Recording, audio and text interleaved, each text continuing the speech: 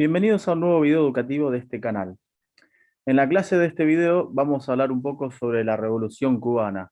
A mi criterio, uno de los episodios históricos más importantes del siglo XX, ya que marca una especie de ruptura que la isla cubana mantenía en cuanto a relación con Estados Unidos. Tenemos que recordar que desde el momento preciso de su independencia, la isla cubana pasó a estar bajo la órbita del país norteamericano y hacia 1959 esto logra quebrarse de alguna manera. Para comenzar hablando de la Revolución Cubana, primero tenemos que remontarnos a los antecedentes que comenzaron desde el siglo XIX y que fueron desarrollándose a lo largo del siglo XX hasta estallar esta misma revolución.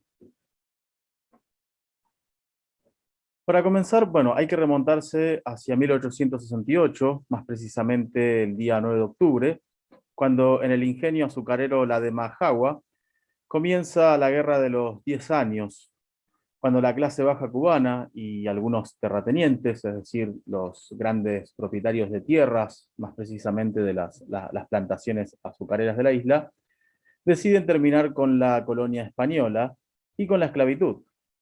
Pero el sentimiento independentista todavía no estaba maduro.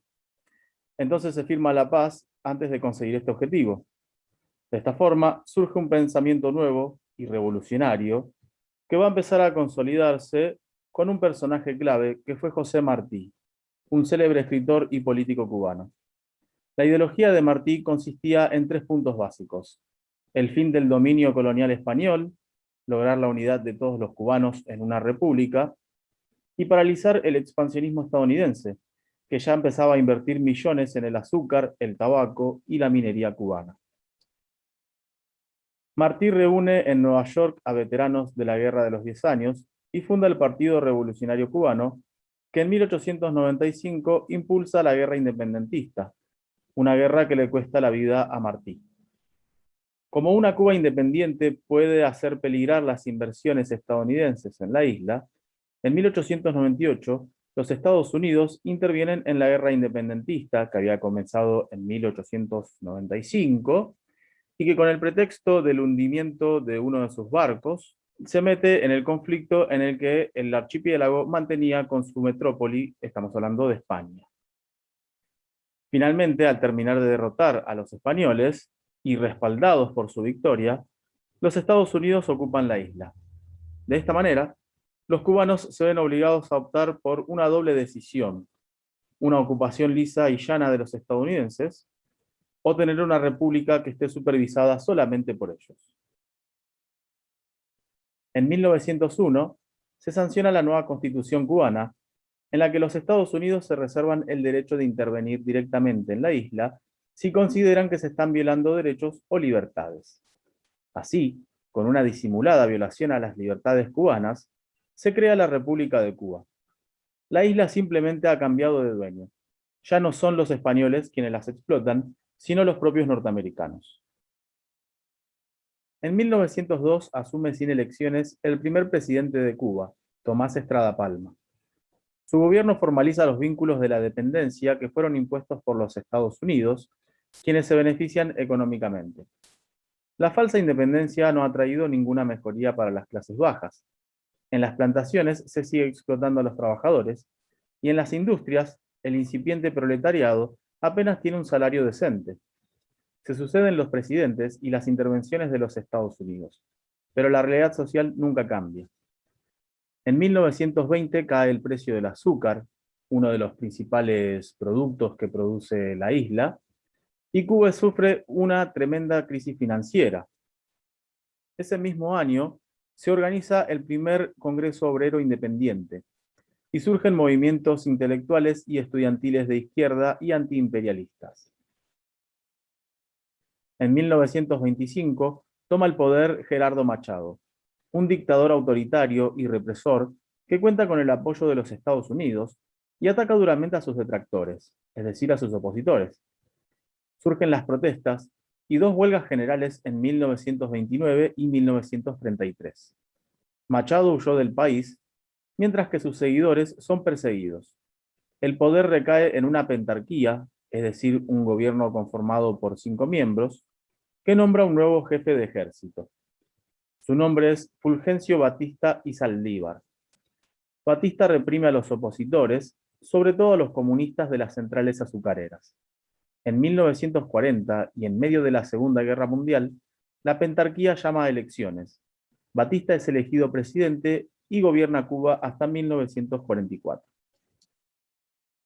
A partir de 1944, los gobiernos se caracterizan por su corrupción y por un mayor acercamiento a los Estados Unidos y a los grupos económicos que intervienen y que invierten en la isla. Nace así la oposición en Cuba y se fortalece en las organizaciones estudiantiles. Y en 1945 ingresa a la universidad un joven que cambiará el curso de la historia, Fidel Alejandro Castro Ruz, o simplemente Fidel Castro, quien se vuelve un militante activo y es elegido prontamente como delegado de su curso. En 1947, Castro forma parte de la invasión armada multinacional de Cayo Confites, en la que 1.200 hombres conforman una coalición democrática para destituir al dictador dominicano Rafael Trujillo, pero la operación es interceptada y Castro huye a nado. En 1952, en La Habana, Castro es candidato a diputado por el Partido Ortodoxo, un desprendimiento del Partido Revolucionario Cubano, que hubiera sido fundado en el siglo XIX por Martí, que hacía de la moral y la ética una bandera. Era un partido de ideas democráticas y populares, aunque no claramente de izquierda. Pero Batista da un golpe de Estado para evitar el inminente triunfo del Partido Ortodoxo. Termina así con la aspiración de Castro, quien lo denuncia ante un tribunal de urgencia. El tribunal no juzga a Batista y Castro opta por la lucha armada. En distintas partes de Cuba nace la idea de la guerrilla como única opción. En La Habana, un grupo de jóvenes va a la universidad en procura de armas para resistir a Batista.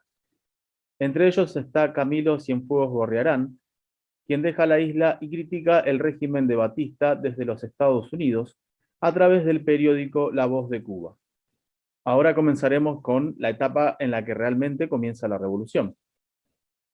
Continúa la corrupción y el enriquecimiento de la oligarquía azucarera, mientras parte de las clases medias y bajas se vuelven partidarias de la insurrección. Estudiantes, obreros e incluso empresarios se oponen al régimen. En ese contexto, Fidel Castro reúne un grupo de jóvenes del Partido Ortodoxo y el 26 de julio, 135 rebeldes atacan dos cuarteles en la provincia de Oriente. El cuartel de Moncada, en la ciudad de Santiago de Cuba, y el cuartel Manuel de Céspedes, en Bayamo. Las fuerzas de Batista reprimen con ferocidad. Ambas incursiones fracasan y se producen bajas en los dos bandos. Hay solo 6 muertos en combate y más de 80 torturados y ejecutados. Castro y algunos compañeros logran escapar a Sierra Maestra, pero son sorprendidos mientras duermen en un refugio. Castro es sentenciado a 15 años de prisión en la isla de Pinos, donde escribe La historia me absolverá, un alegato de defensa que retoma ideas del nacionalismo y del antiimperialismo de Martí. De nuevo en Cuba, Cienfuegos es herido en una manifestación y fichado por comunista y deportado a México, mientras Fidel realiza varias apariciones públicas y la presión de distintos intelectuales del mundo hacen que Batista deba liberarlo en mayo. Castro se exilia en los Estados Unidos y luego en México junto con su hermano Raúl. Allí en el exilio, fundan el movimiento revolucionario 26 de julio y establecen contactos y acuerdos con otras fuerzas que buscan derrocar a Batista, entre otros, estudiantes, políticos, la KGB, es decir, el Servicio Secreto Ruso, parte de la CIA, que es el Servicio Secreto de los Estados Unidos, y muchos jóvenes idealistas y revolucionarios, como el mencionado Cienfuegos y como Ernesto Guevara Lynch, o mejor conocido como Ernesto Che Guevara. En 1956, 82 miembros del movimiento 26 de julio y un cargamento de guerra parten de Tuxpan, en el estado de Veracruz, en México. Navegan 7 días bajo la tormenta y encajan en Los Cayuelos el 2 de diciembre y deben abandonar en el yate la mayor parte de sus pertrechos. 3 días después los emboca el ejército de Batista, que había sido alertado de la misión. Muchos mueren en combate o son ejecutados, pero poco más de 20 huyen a Sierra Maestra, dispuestos a enfrentar a los 75.000 soldados de Batista. Durante 1957 y 1958 se suceden numerosos combates y el pueblo cubano, cansado de Batista, pone sus expectativas de liberación en los rebeldes, y el movimiento engrosa sus filas a medida que avanza por los pueblos y campos cubanos. En 1958, Batista ordena una fuerte ofensiva en Sierra Maestra, pero ante las numerosas bajas el ejército se retira. La contraofensiva rebelde se expande por la isla y Guevara y Cienfuegos se desplazan a Occidente. El 28 de diciembre de 1958 toman la ciudad de Santa Clara, último reducto antes de La Habana. Batista huye del país con $100 millones y muere en España en 1973. Castro entra en Santiago de Cuba y forma un gobierno revolucionario que se vuelca con el tiempo al comunismo. Dorticós Torrado, un político afín a Castro, gobierna en su nombre hasta que le pasa el poder recién en 1976. Y esa revolución cubana inspira hasta hoy a los revolucionarios de todo el mundo.